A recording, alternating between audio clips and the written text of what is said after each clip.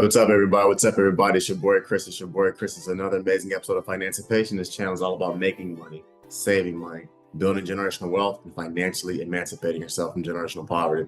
On this channel, everybody, I give you a six-figure MBA level worth of investing and financial knowledge for free here on YouTube. And the things that people typically spend hundreds of thousands of dollars to learn in grad school, I give it to you for free here on Financipation. Before I get started, I want to give a shout out to Killer Solutions, one of my sponsors. If you need digital marketing, website development, or someone to essentially edit your YouTube videos, they're the best in the business of meeting all of your digital needs. And also, please hit that notification bell, okay?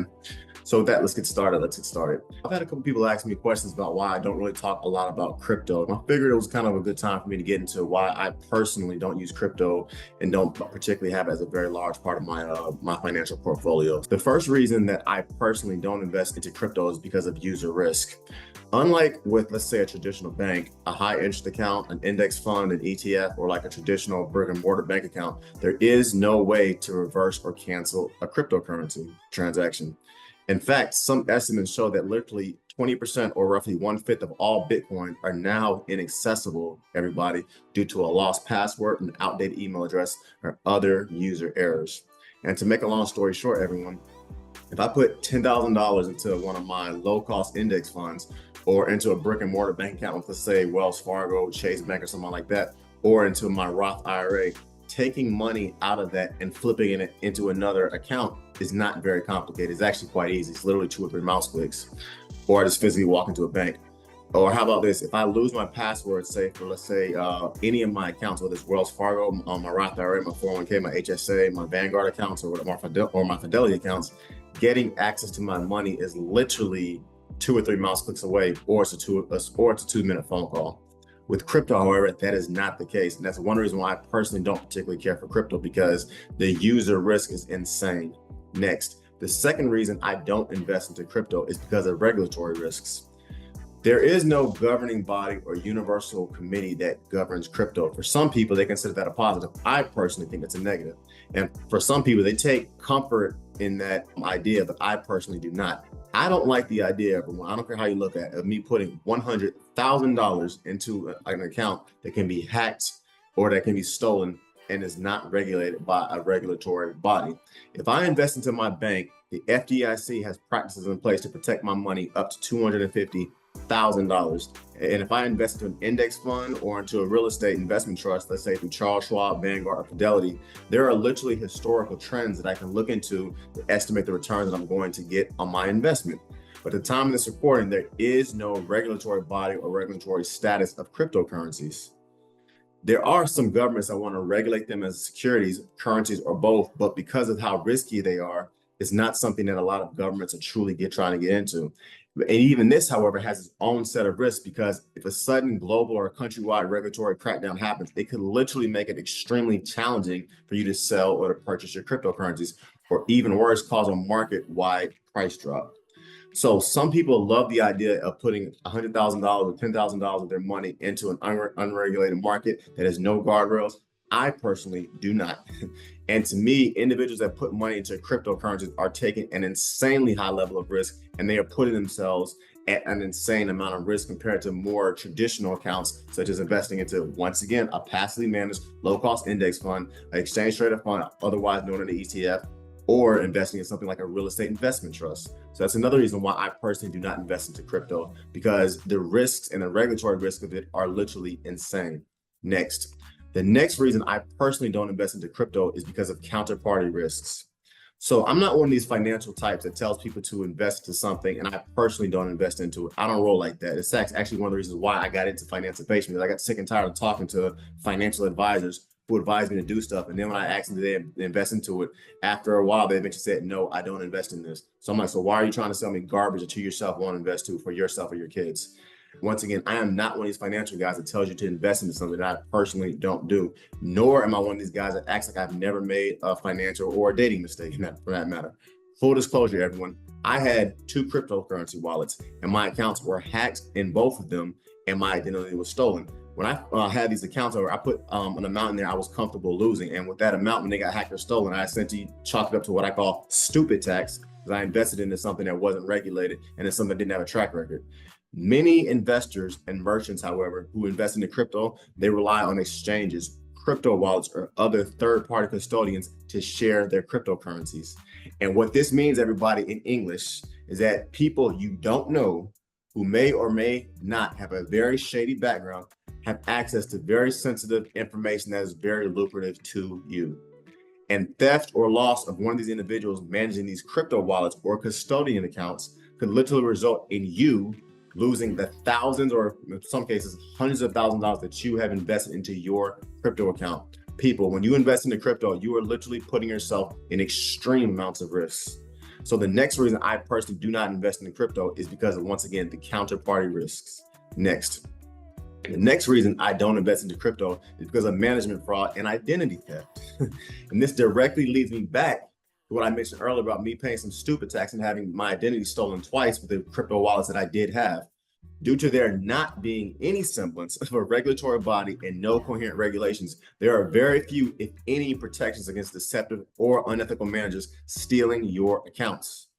Many investors, everybody, myself included, have lost large sums of money by essentially investing into crypto. And I'm talking people, in my case, it was only in the thousands, but I'm talking some people in cases of tens or hundreds of millions of possible dollars. And once again, this is the management teams who had literally no idea what they were doing, and they simply failed to deliver on a product they basically promised could deliver, and it couldn't. So for instance, there's a gentleman named Sam Bankman-Fried. This guy was essentially running one of the largest cryptocurrency wallets in the world. He was found guilty last year on all 7 criminal charges, and he's currently looking at 115 years in prison.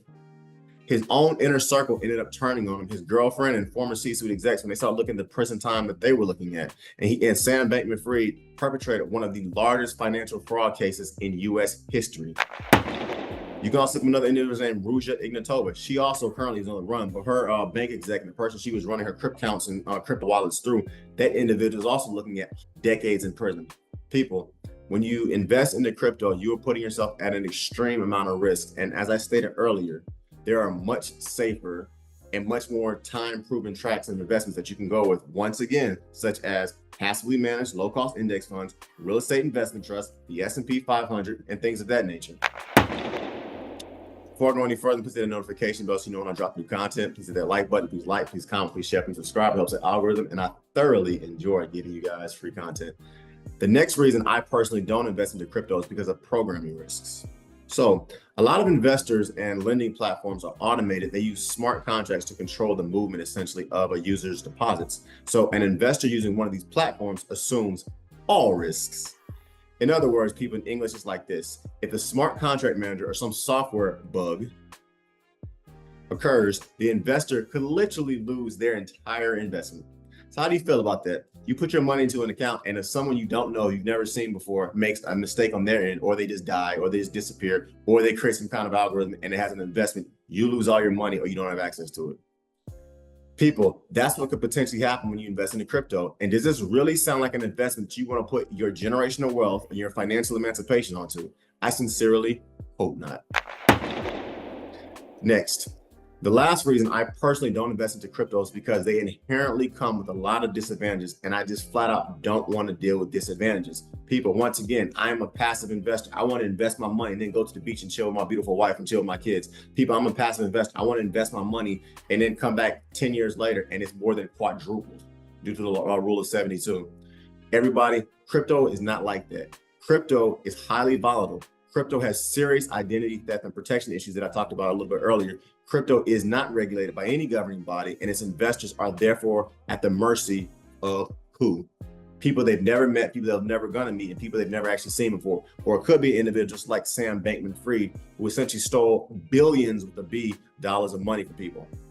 Everyone, crypto wallets can be extremely expensive to participate in. Prices are extremely volatile. It's a market you have literally no control over. And lastly, the transactions in cryptos are largely pseudonyms, and pseudonyms allow for significant criminal activity. If you don't believe me, just Google, once again, Ruja Ignatova or Sam Bankman-Fried. Now that I've talked about the accounts that I don't invest into, I do want to spend a little bit of time talking about the investments that I do actually invest into, such as my index funds, such as Roth IRAs, such as the Roth 401ks, and HSAs, and things of that nature. 7 years ago, roughly, more or less, All of my friends were telling me I had to get into crypto or I'd be broke and I'd regret it. When I told them I only invest into passively managed low-cost index funds, real estate investment trusts, ETFs that I purchased through Vanguard, Charles Schwab, and Fidelity, they literally laughed at me and told me I was dumb and stupid to my face.